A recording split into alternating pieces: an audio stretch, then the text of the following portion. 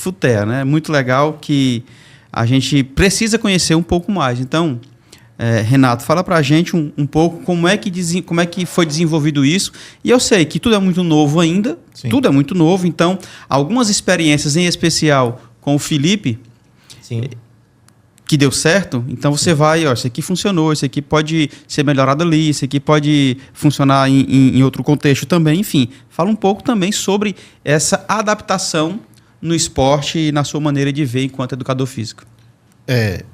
Assim, o profissional de educação física, como eu falei do início, ele, na minha concepção, né, na minha opinião, tem também por obrigação se capacitar para tudo que se encontra hoje e de demandas que o mercado dispõe. Uhum. Então, o FUTEA é um produto, né, que o Dr. Rodrigo desenvolveu com a psicóloga do Felipe, no intuito de trazer exatamente informação, conhecimento, conteúdo sobre o tema, já incluindo o esporte, nesse caso, em especial o futebol, que é com o que eu trabalho,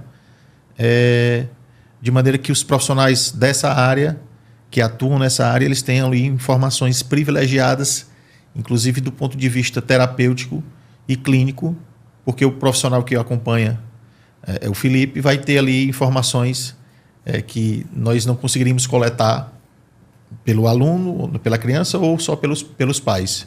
Então é uma junção de forças, família, terapeutas, de uma forma geral, nesse caso em especial psicólogo, e o profissional da educação física.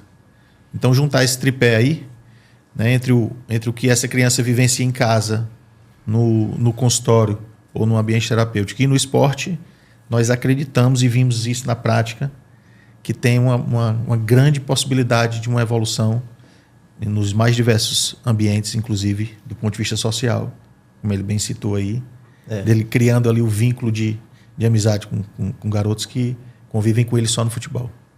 Sensacional, né?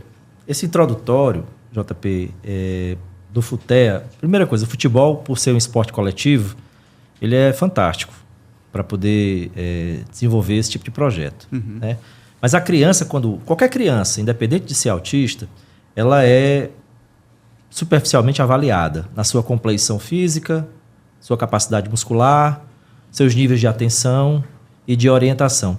Ora. Quando a gente vai para o estádio, a gente morre de falar alto e esculhambar o jogador, que não enxerga a jogada, que demora a reagir, que fica olhando para o céu, assim como se estivesse esperando a chuva cair. Isso são adultos profissionais de futebol, hein? Onde a noção de espaço, distância e a troca de passes, posicionamento, tudo isso, futebol, mexe de forma tridimensional com a nossa mente. Nossas experiências, nossa maturidade, né? Uhum. E isso faz o jogo rolar.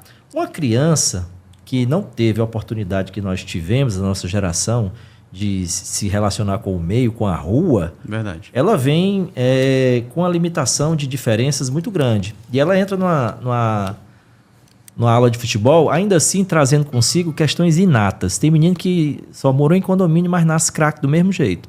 Põe o pé na areia, na grama, na terra, calçado ou não, ele sabe dominar uma bola, virar, chutar. Já uma criança com autismo e suas limitações neurológicas e musculares, motoras em geral, ele vai precisar de um repertório diferenciado desse professor para reconhecer situações de jogo onde essas crianças que têm capacidade de aprendizado precisam deter esse conhecimento. Até a fraseologia do professor para com a criança é diferenciada. É como se você estivesse adestrando, não querendo ser grosseiro com a palavra adestramento, mas adestrando uma criança que entende uma linguagem própria. Às vezes sinais, sons se tornam... É um achado, os dois acabam se achando e a criança, o autista, acaba entendendo quando a linguagem é direcionada para ele. Uhum. Então, o FUTEA, ele vai trazer aqui alguns itens que consideram os itens de dificuldade do aluno e depois cita exemplos de técnicas de inclusão. E desculpa, doutor Rodrigo, uma das características de entender de forma literal também. Além de exemplos de materiais usados para a inclusão e as orientações de condução das crianças. Então, assim, existem crianças verbais e não verbais, né? Uhum. As crianças não verbais, das crianças verbais, esse preparo do professor, ele vai precisar, né, ser introdutório para que ele saiba através de outras técnicas, configurações e cores, provocar a interação, que é a grande dificuldade do autista, é a interação social, é corresponder, reagir. Ele até entende que deva reagir, ele só não tem repertório para... ele não sabe muito o que fazer em cada caso. Então, a gente vai ajudá-lo. Tá? Os níveis de suporte, esses níveis 1, 2 e 3, eles são mais ou menos em relação a isso, né? Então, existem adequações para cada aluno, existem questões mínimas que devam haver para que o aluno possa ingressar numa aula coletiva, existem.